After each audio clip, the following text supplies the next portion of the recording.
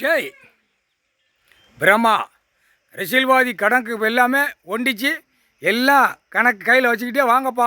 ஏன்னா நெற்கோட்டில் வர்றனால இவனுங்களுக்கு பூரா குதற ஆரம்பிச்சிட்டான். குதருவான், மிரட்டுவான். அந்த கேஸ் இப்படி போகக்கூடாது, இந்த கேஸ் இப்போ இந்த விருதுநகர் மாவட்டத்திலே ஓடுதா. எப்படி சிலியத்தூரில் தப்பிச்சு போயிட்டானா, தப்பிச்சு போய் இன்னும் வழக்கு ஆட்டி ஓட்டி போகிறான். இப்படியே தான் இந்த கூத்தடிப்பான். அதுக்கு பதில் என்ன சொல்ல முடியும்? ஜட்ஜி கோட்டார் இவன் யாருக்குன்னு சல்லி ரவுடி பேலாக இருக்கான், என்ன செய்ய அப்படிங்கிற அவங்களும் குடும்பத்து பொண்டாட்டி பிள்ளைகளை பார்த்து தான் ஆகணும். ஏன்னா ஏற்கனவே அடிச்சிருக்கான் நீதிபதி ஜட்ஜி. டெல்லியில் தமிழ்நாடு வரைக்கும் எத்தனை நீதிபதியை கொண்டிருக்கான். எல்லாமே இந்த கூத்தடிப்பான். அரசியல்வாதி கூத்தடித்து கும்மால் அடிப்பான். அதுக்குத்தான் அடிக்கிற அடியில் அடித்தாண்டா காயடிச்சு விடுவார். காயடித்து ரணவழி எடுத்து விடுவார். அது வரும். அரசியல்வாதிக்கு கையால் அடி வாங்கக்கூடிய நேரம் வானரப்படையிட்டு தான் அடி வாங்குவான். மொந்துன்னு வாங்குவான். 70 வயசாக இருந்தாலும் 80 வயசாக இருந்தாலும் 40 50 தூக்கி போட்டு நசுக்கடா அப்படிம்பாரு. நசுக்கடா ரோட்டில் எழுடா கர்றன்னு இழுத்து போடாம்பாரு. அதுதான் கணக்கு வரும். புரியுதா?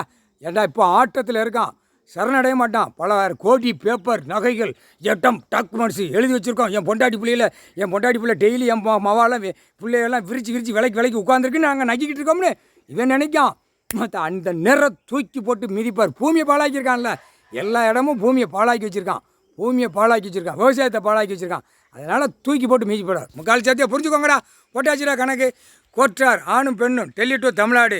கடவுள் நீதிமானே கையெடுத்து கும்பிடுத. இப்போ தான் கையெடுத்து கும்பிட்டு தான் உட்காருதிய. அந்த கணக்கு விடமாட்டார். அதை கவலைப்பட வேண்டிய அவசியம் இல்லை. அந்த பெட்டி கணக்கு போட்டார்ல, பெட்டி கணக்கு போட்டாச்சுன்னா நீதிபதி ஜட்ஜி கோட்டார் டெல்லியிலேருந்து தமிழ்நாடு வரைக்கும் அவர் கண்ணால் பாதுகாப்பு கொடுப்பாரு. தன்னால் அவரே உங்களுக்கு எந்த மனசில் எந்த சங்கடம் வராது. நீங்கள் ரிலாக்ஸாக போகலாம். அதை அவர் பார்த்துக்கூடாரு, நீதிமான் பார்த்துக்கூடாரு. குட்டுக்கிற குட்டுப்பில் வல்லுசாக கொடுத்து சும்மா வர்ற நாய் கணக்கு போட்டோன்னே வந்துருச்சு. சாப்பாடு எப்போ கொடுப்பாரு மானிடப்பை, எப்போ கொடுப்பாரு அப்படின்னு அது சாப்பிட கேட்கு. மானிடப்பையில சாப்பிடுறதுக்கு பத்தியாடா இல்லை முட்டாப்பேடா பார்த்துக்கோங்கடா. தூக்கி அடிச்சிட்டான்டா, முடிஞ்சு வச்சுடா. நாய்க்கு இறையாக பெரியடா. பிரம்மா கணக்கு போடுதம்டா. இல்லை நாய்க்குட்டி பூரா விடிய வந்து வருதுடா. சாப்பாடு உணவு கேட்குடா. மானிடப்பையில சாப்பிடணும், குடலை குடிக்கணும்னு அது ஆசையில் இருக்குடா. முக்கால் சத்தியம் கடவுள் தான்டா கொடுப்பாரு அதுக்கு சாப்பாடு உணவு. முக்கால் சத்தியம்.